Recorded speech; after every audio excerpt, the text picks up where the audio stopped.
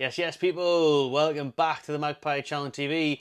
Welcome to a late upload because Paul Mitchell has broke his silence. This is a late drop by Craig Hope at the Daily Mail with his interview with Newcastle United's sporting director on all of the topics we've been waiting to hear from. So there's no time at the present to dive into this. I've literally had a very quick, brief skim through it, but I want to really react to it as I read to you lot, and as always, let me know in the comments below your thoughts on it. But obviously in this interview, Mitchell talks about Newcastle United's transfer strategy not being fit for purpose, scouting not being wide enough, and more targets needed, and that he only played a supporting role this summer. So don't blame me, yeah, is what Mitchell's saying. I'm being Mitchell now. Don't blame me, don't blame Mr. Mitchell, yeah? I'm just playing a supporting role. It's just supporting, yeah?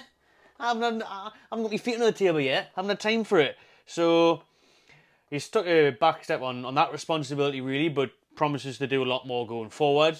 Obviously we'll touch on that in depth as he says. And then Howe clear on only wanting key target.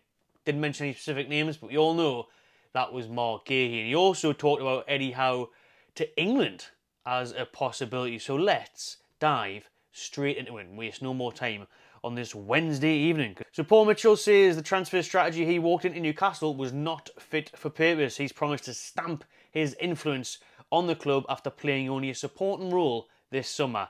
The new sporting director found himself the target of criticism after failing to land Eddie Howe's primary core target of Mark Gahey for £70 million after we walked away because of the price continually increasing from Parish's Palace, and Howe's frustration at, getting that window closed with nobody coming in to strengthen the starting 11.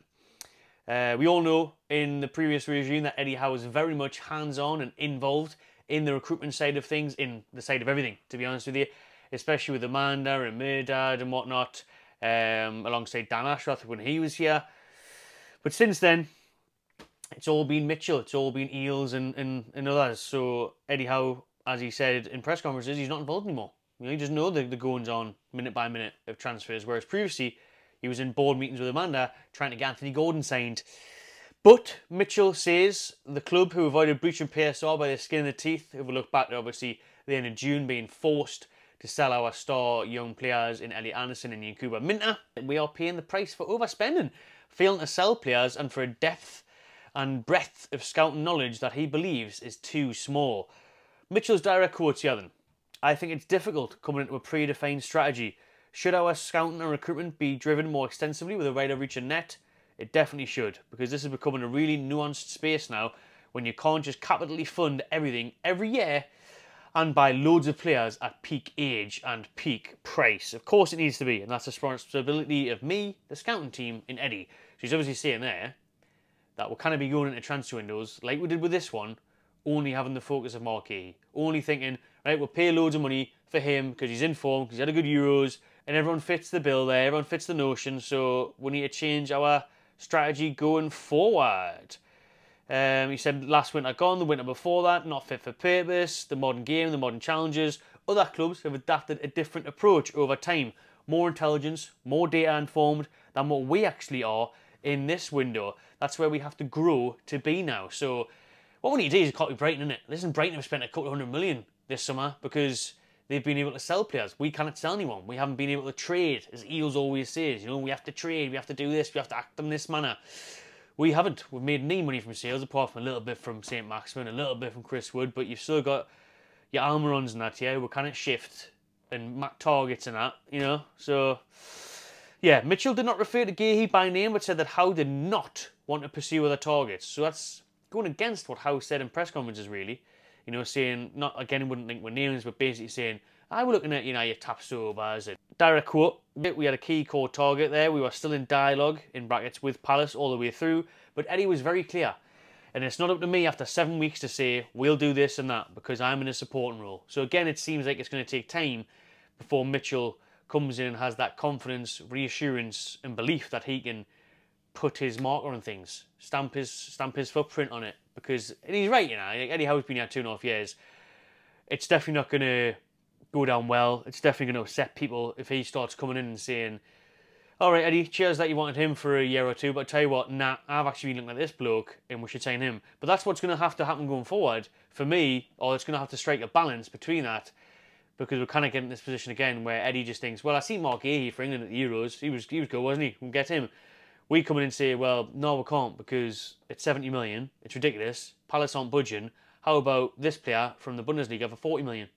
Spot on. That's what we need to do going forward, and that's where they need to find the boundaries, I guess, that Eddie Howe talked about in that interview over in Germany, Adidas headquarters, when Mitchell first got announced. Were there options? Of course there were, as that's a responsibility of the department and the club. But Eddie was very clear that he had to feel comfortable that the person added value because we have really good players. That's why we ended up where we did. Eddie's smart, engaged about PSR, spend cost, cash flow, and that was the decision he took. It was that player, or he felt that he was comfortable with the quality that we have. Basically, it's Gahey or no one, like what a lot of rumours were. He's basically said, unless it's Mark Gahey, they're not going to really improve her, which I have to say, I completely disagree with Eddie. I really do. Love Eddie Howe, big fan, we all know that. We don't need to go into it. Speaks to itself if you watch my content. But to say that nobody improves Kraft, who's there at the minute, Shaw, who's aging, your Dan Burns and your Lascelles and that when he's back, oh, yeah, I think they do, and especially more so on that right wing. It does improve Murphy, Almiron. It does. So I don't agree with just being completely focused on the Mark Gahey saga. That was an ultimate failure. But Mitchell has said it was important the club wasn't held to ransom on the player, which of course it is. And he said, it's about setting precedents in the market. Basically saying, we can't be taking the piss out of. If we just ultimately end up paying Palace whatever they want, then every other player we try and sign after that is going to get the piss taken out of it as well. Every other club's going to be like, they end up paying 75 million for Gahey. They've offered such and such for this player. I tell you what, we'll drudge that up a little bit. Just like what Forest did. 50 million for Elanga on deadline day and they turned it down. Mental. If we just spend, once again we'll become accountable to that by penalties, fines and points deductions, and that isn't good leadership. You're being negligent. On the addition of Bunce, Mitchell added, I would like to believe someone as smart and intelligent as Eddie Howe, again, constantly, bigging him up a little bit there, which is fine, but, Howe would recognise quality wherever it came from. We've got to keep building that into our infrastructure. That goes for scouting as well. I think good players are becoming harder to find because scouting is so competitive. Eddie recognises good players and he also recognises the club is evolving to be bigger and bigger. If you look at the super clubs, their infrastructure, recruitment, they don't just look at one market only. Again, that's a bit of a dig there, isn't it? Again, for me, that's him saying, don't just look at Gahey, don't just look at the Premier League, don't just look at English players. We need to cast our nets further at sea. I think Eddie is smart enough to understand, and he definitely is, to go to that next level, you do have to diversify. Otherwise, you just stay local and retire. I think our ambition is much greater than that. Well, we don't want to stay local and retire, do we? Not ready for that yet. That was all on that first part of a long old interview there. And then the second part, let's get it up now, is where he talks about Eddie Howe and the England interest. So this is Paul Mitchell's stance on Eddie Howe's speculation linking him with the England job. He could not close the door on him leaving for England, but he obviously said he wants him to stay at Newcastle. Since the Magpies gaffer is still one of the favourites to replace Gareth Southgate, where he's got Carsley as an interim manager. He takes charge of his first game this Saturday, Nations League against Ireland. When asked if the club would reject an approach from the FA, Mitchell said, we want Eddie Howe as our head coach for as long as we can, but we also recognise we are on a journey. We also recognise his quality and his potential as well.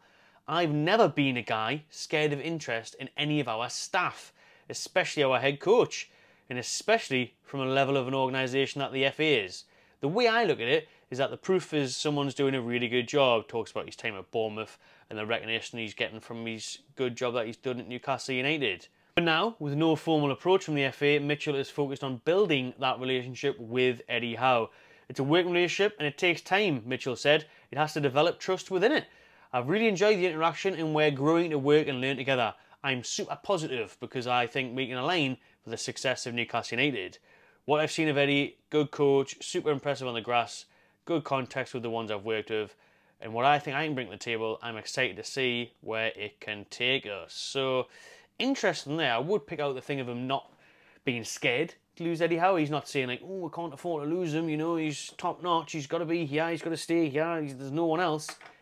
He's on about casting the net wide and diversifying scouting and potential transfer targets. I think he's doing the same for the manager as well. I don't think Mitchell would be asked at all if Eddie Howe left. I think he'd probably like it, because then the new manager that came in would have to work for him, under him, where I think as Mitchell's came in late, as he said, you know, after only several weeks, he doesn't feel like he has that authority to say to Eddie, don't do this, we should sign this player, shouldn't sign him. I don't think he's got there yet. It's going to take time to build that relationship, as he said. However, if Howe left for England and then we brought in a new manager, that new manager will be told from the meetings, from the job interviews, that you've got to work on a Mitchell. And it's up to Mitchell who was saying, yeah, obviously you might give him a list, and Mitchell might be like, right, where do you want to strengthen? Centre-back. Okay, well, I've picked out these 3 players. Who would you like? That type of thing, you know, whereas now it's definitely still Eddie Howe saying, well, we need a centre-back. I want Gahey or anybody, you know. So him saying that he's not scared to lose him, he's not scared to lose any people, he understands the FA's interest. It's an interesting one. It is an interesting one. And that is the interviews that Mitchell has conducted there. Overall, he's kind of biding time, I suppose, and putting it out there, listen, I'm not to blame for this window. I haven't had much of an impact. I haven't had time to show what I can do.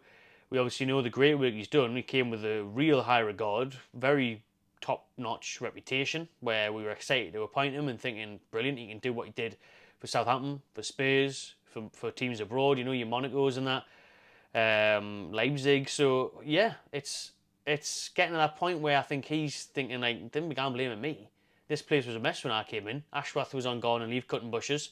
You know, Eddie Howe was trying to run things. Amanda and Maid that have left. So I understand that. And I guess he's trying to put out there saying, like, patience, really. It's hard after that shocking window, shambolic window. Did a rant on that already. Not going into it again. But we know where that was, how bad that was. So I think going forward, he's saying, listen, January, next summer, we are going to spend... We are going to have targets, we are going to do more scouting, we are going to have things lined up, so we're not just focused on one player, Gahey, and wasting our entire window. So he's basically saying there, you know, give us time. We need to work together, build relationships, and trust the process, is what Mitchell is saying. But what I'll take from this interview is we can see just how much of a personality and a powerful figure Mitchell is, and he clearly rates himself and wants everyone to know that it wasn't his fault, and he's got a point to prove, and he kind of has, in a way, thrown Eddie under the bus. Not necessarily, is that the right saying, probably a bit harsh, but he's definitely said, listen, I was told that I had to get Gahey or nobody. But going forward, I want to change that. And, you know, these little things all the time about, oh, Eddie's intelligent, you know, and Eddie will work this out. And is it condescending? Is it a bit, again, a power trip thing? I mean, who's the authoritative figure here? Who's the decision maker? He's basically blaming Howe for all the decisions this summer, or blaming the club for the mess that they were in with the PSR thing, which is true. The PSR thing was a shit show at the end of June, being forced to sell those players. So it's a really interesting interview, that, mind. I don't want to go too big on it yet and say, you know, he's hammered Eddie or he's done this. Let us know what you think. But he has, in a sense, and he has to a degree, where I think he is backing himself. I think he really is backing himself, and he doesn't want to be blamed for it. And I think he's essentially blamed Eddie for it. You know, so it's an intriguing one. And it does probably go back to, I think there is a boundary issue here. There is a power shift issue. Because when Eddie Howe was seen in Germany in July, pre-season, you know, oh, well, boundaries got to be set. I've got to be happy. I think coming in, he's thought, he's going to take over here. Mitchell's going to have the word. Mitchell's going to have final say. And he doesn't want that. Howe thinks he should have it. And Howe's had it this summer. And it obviously hasn't worked because we haven't got Gahey and we've got nobody in. So it'll be interesting to see how that dynamic shifts and how that changes going forward and what the next transfer windows look like and what say Eddie gets on transfers and what say Mitchell gets on targets. There's a lot of work. That would be fine, huh? And this reshuffle, this hierarchy change behind the scenes and no Amanda and stuff anymore. It's a big moment going forward in the club's, you know, plans, everything, ambitions, targets. It really is. I don't want to say it's worrying because it's not really, although it can be. But it's going to be interesting, to say the least, to see how it plays out and what happens going forward.